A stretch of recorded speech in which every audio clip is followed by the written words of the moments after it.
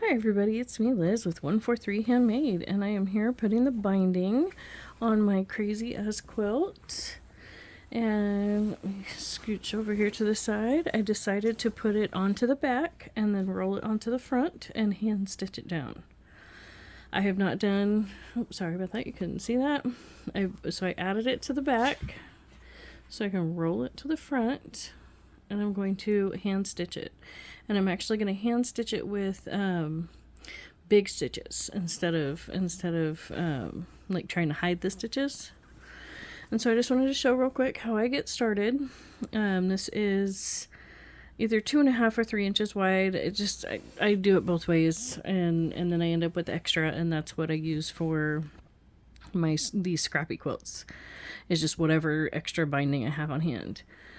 So, so the first thing I do is I iron it in half, and I iron the one end, folded like so, and then fold it in half, so that way it creates that finished edge. And then I anchor it to the blanket, just the one side though, for about 10 inches or so, a good like hand span, because you want this flat to give you some working room when I get back around to the other end. And then overlapping where I stop stitching, I start stitching through both layers, and I just go all the way around, and I do the sewing off thing, fold it, and then start sewing again. And I've come all the way around, and I'm on this last corner. So I wanted to show you what I meant by the sewing off thing. So here I've got to the corner. This is a nice bright fabric with a dark thread, so you should be able to see it really well. So I've stitched along here, and then I've, when I've got close to the end, I've just kind of headed towards the very tip for that last inch or so. Now some people like to mark and go all the way up to the 1/4 inch and then just sew off. I found that doesn't really work for me. This works much better, and it's just as secure as far as I can tell. So so off the edge, cut your thread. Well, I guess you don't have to cut your thread, but you have to pull it out from the machine, so I just go ahead and cut my thread. And then you take your binding strip and you lay it up flat like this, so that way these edges match up, that they're flat with each other, which can be kind of hard to visualize when you have this long piece of binding that's arguing with you. But you want to lay it like that. You can find a straight edge or a ruler or something if you really want that verification, but just doing it by eye is good enough. And then you fold it back again, so this edge meets that edge, and this edge is flat against the top here. And then I'm just going to tuck that in my machine. And I like to go ahead and do just 2 or 3 stitches, and then I do a back stitch or 2, and then really get going, and then maybe do a couple more back stitches. I just really like the corners to be anchored really well, so you have to kind of know your sewing machine and have a feel for it and all of that to know when you need to back stitch and when you don't. So here we go. Now we're just going to do this, run this straight edge down. Hope everybody's having a wonderful week. My week's gotten a little crazy. My son had an appointment to have his wisdom teeth removed later in the year, but they called us up and said, "Hey, do you want to come in early? You want to get this done now?" And so we did yesterday, and it just, and it's a great thing. It's, he's doing really, really good. He's healed up really nicely and all of that. I mean, it's only been a day, but he's already, he's doing really, really good. But that way he'll be healed up by the time the holidays come. And it's not something else we have to juggle in during the holidays. So we just went ahead and did it. But it did throw, our schedule for a loop for a couple days. Okay, and when I trimmed, I missed this little hangy bit. So I'm going to go ahead and trim that off. And some of this stringy that's hanging here. Just some fabrics are a little bit stringier than others. Sometimes you get them, you cut them just off of green or something, and so you'll have some fraying, little things like that happen. And I just trim it up as I go with these scrappy bindings. I don't worry about making sure it looks all nice and pretty. Before I get started, I just worry about making sure that the section I've actually anchored looks good. you know. And I do so in small sections so that way I can adjust.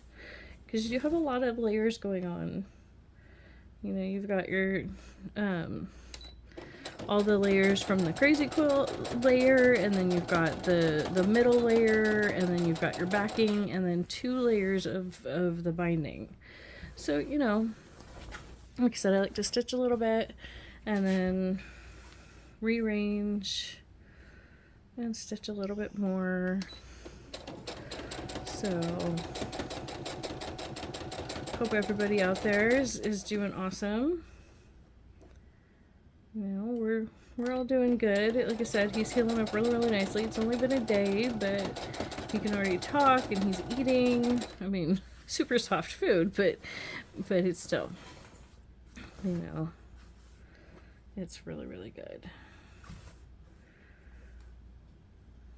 And like I said, I'm just so glad that it's over now instead of closer to the holidays like we had scheduled it, because that's all they had room for at the time when we made the original appointment. But, you know, cancellations happen. And here we are, you know? And this binding is a mixture of cotton. Well, it's flannel is cotton too, but it's flannel cotton. It's not just regular quilter's cotton. So, but this is, like I said, this binding is a combination of regular quilter's cotton as well as flannel. So, it will be a little bit bunchy in certain areas where the flannel, you know, not bunchy, but bulkier, you know, where you've got the flannel than where it's just the quilter's cotton. Get all those lined back up. Here we go.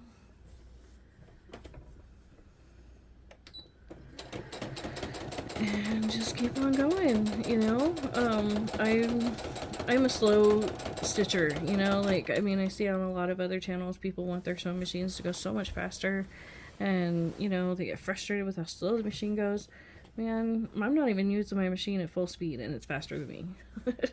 So don't let your speed, you know, get in your way. If you're slow, that's okay, you know, and even if you're slow and messy like me, that's okay.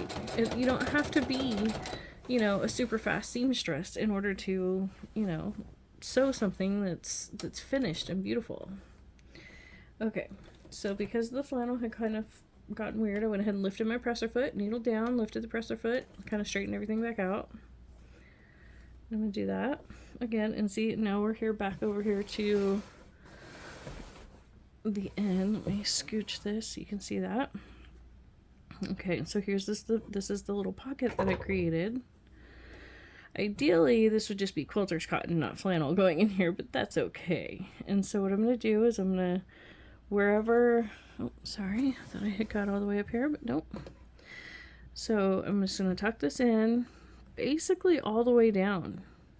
And then I'll just mark it out, pinch it with my fingers, and snip it off. And so this is how much binding I had left. So I got really close on that one. Usually I end up with these miles left over because I way overestimate it. So that's pretty cool. And so we just tuck that in. And sometimes if you want to make it clean up a little bit nicer, what you can do is right here along this edge is you just come in and you just snip off like 1/8 of an inch. Or start at like 1/4 inch and just kind of taper it up.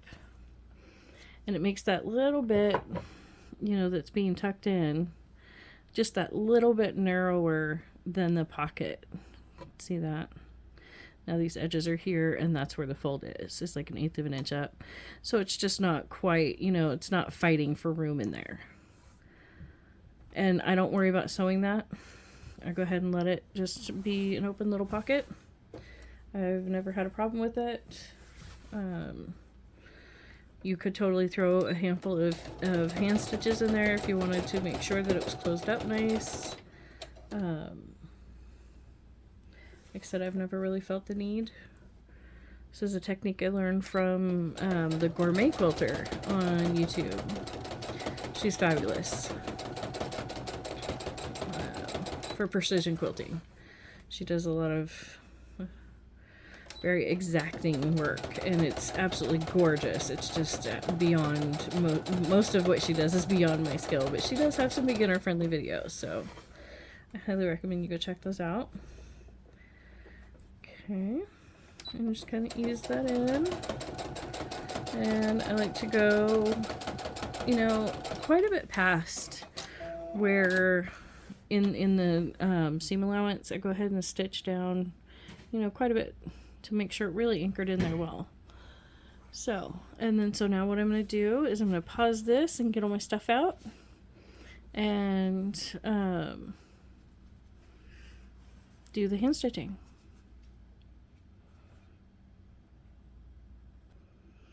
Okay guys, I've decided to do the hand stitching as a separate video. I need to, I need to run now. So thank you so much. I've run out of time, but I can't tell you how much I appreciate each and every single minute we spend together. And I can't wait to share my next step of doing the hand stitching and finishing up this quilt. I can't tell you how much I appreciate every single minute we spend together. And I can't thank you enough.